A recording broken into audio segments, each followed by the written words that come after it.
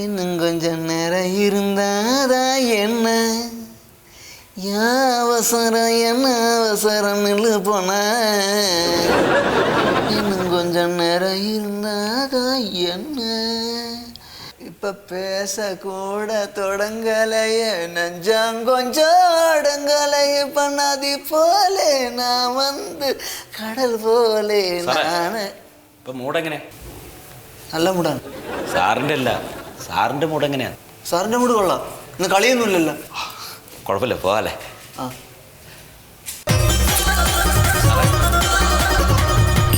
സാറേ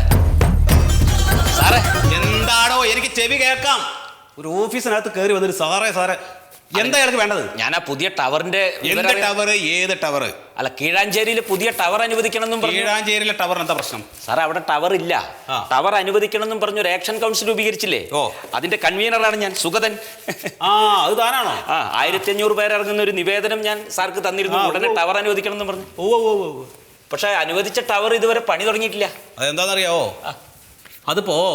അവിടെ ഒരു ടവറിന്റെ കാര്യമില്ല എന്നുള്ളതാണ് അന്വേഷണത്തിന് അറിയാൻ കഴിഞ്ഞത് അതെന്താ അങ്ങനെ എടോ ഫുൾ റേഞ്ച് ഉള്ള ഒരു സ്ഥലത്ത് പിന്നെന്തിനാണ് ഒരു ടവർ സാറ് റേഞ്ച് ഇല്ലാത്തതുകൊണ്ടല്ലേ അവിടെ പുതിയ ടവർ അനുവദിച്ചത് അത് തെറ്റാണ് എന്ന് സർക്കാരിന് ബോധ്യപ്പെട്ട് കാണും അവിടെ റേഞ്ച് ഇല്ല എന്ന് പറയാം ഇയാളെ ഫോൺ നിൽക്ക് അതിൽ റേഞ്ച് ഉണ്ടോ നോക്ക് ഫുൾ റേഞ്ച് ഇല്ലേ പിന്നെ എന്താണ് പ്രശ്നം അല്ല അതെ ഉത്തരവാദിത്തപ്പെട്ട ഒരു സ്ഥാപനത്തിൽ വന്ന് നുണ പറഞ്ഞതിന് കേന്ദ്ര സർക്കാരിന്റെ വക കേസ് തനിക്ക് വേറെ വരും സാറിത് എന്താ പറഞ്ഞത് ഈ ഫോണിൽ ഇവിടെ റേഞ്ച് ഉണ്ട് ഇവിടെ റേഞ്ച് ഇല്ലേ പിന്നെ എന്താണ് പ്രശ്നം നിങ്ങൾക്ക് പക്ഷെ ഞങ്ങളുടെ നാട്ടിൽ റേഞ്ച് ഇല്ലല്ലോ നിങ്ങളുടെ നാട്ടിൽ റേഞ്ച് ഇല്ല അപ്പോൾ അവിടെ ടവർ വേണ്ടി വരും ആ ടവറിന്റെ പണി ഉടനെ ആരംഭിക്കണം എന്നും പറഞ്ഞ് 1000 പേര് ഒപ്പിട്ടുള്ള പുതിയ നിവേദനമാണിത് ഇതോ അതെ ഈ 1000 പേരും ഇവിടുത്തെ കമ്പനിയുടെ സിം ഉപയോഗിക്കുന്നവരാണ് അവിടെ റേഞ്ച് ഇല്ലെങ്കിൽ ഈ 1000 പേരും വേറെ കമ്പനിയുടെ സിം എടുക്കുവേ വെരി ഗുഡ് എടോ ലക്ഷക്കണക്കിന് വരിക്കാരുള്ള ഒരു സ്ഥാപനമാണിത് അതെ ആ 1,00,000 പേരും ഇല്ലാണ്ടാവും ഇങ്ങനെ പോയാ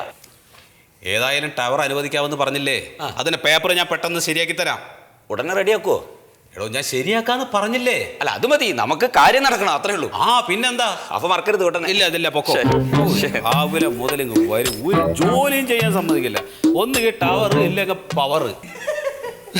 അല്ലാതെ മര്യാദക്ക് എന്തോ ചെയ്തോണ്ടിരുന്നത് എല്ലാം പോയി ഇനി ഇതൊക്കെ ഒന്ന് അടുക്കാൻ എന്ത് ചെയ്യും ഞാൻ കൂടെ വരാം ഞാൻ എന്തിനോ വേണ്ടിയാണ് ഇത് എടുത്തത് എല്ലാം മറന്നുപോയി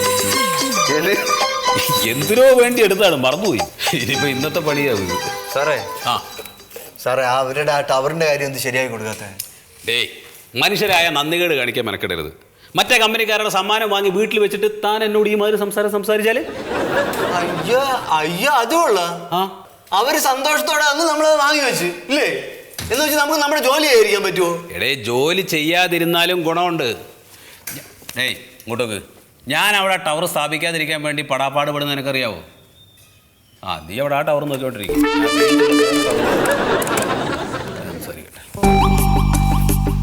ഹലോ ഗുഡ് മോർണിംഗ് ഒരു ഹാപ്പി ന്യൂസ് ഉണ്ട് കിഡിലൻ ഓഫറാ ഞങ്ങൾ അവിടെ ടവർ സ്ഥാപിച്ചില്ലെങ്കിൽ ഒരു 1000-ഓളം കണക്ഷൻസ് നിങ്ങൾക്ക് കിട്ടാൻ സാധ്യതയുണ്ട് മറ്റേ കമ്പനിക്ക് അവിടെ റേഞ്ച് ഇല്ലല്ലോ അവര് പെട്രോളും ഡീസലൊക്കെ വിറ്റ് നടക്കട്ടേതേ ഒരു 6 മാസം വേണമെങ്കിൽ വൈകിപ്പിക്കാൻ എനിക്ക് പറ്റും അതെ ബാക്കിയൊക്കെ നിങ്ങളുടെ പെർഫോമൻസ് പോലെ ശരി ഓക്കെ സാറേ നമ്മുടെ ടവർ വന്ന് അവര് മറ്റേ കണക്ഷനൊക്കെ ഒഴിവാക്കൂലേ ഉന്നതങ്ങളിൽ പിടിപാടുള്ള ആളുകളല്ലേ അവര് വിചാരിച്ചാൽ നമ്മുടെ കോൾ ചാർജ് കൂട്ടാനാണോ പ്രയാസം കോൾ ചാർജ് കൂട്ടിക്കഴിഞ്ഞാൽ സ്വാഭാവികമായിട്ടും കണക്ഷൻസ് കട്ടായി പോവില്ലേ സാറിന്റെ ബുദ്ധികളാ ഇത് എന്റെ ബുദ്ധിയല്ല ഇതിലും വലിയ ഉത്തരേന്ത്യൻ ബുദ്ധികൾ ഹെഡ് ഓഫീസിലുണ്ട്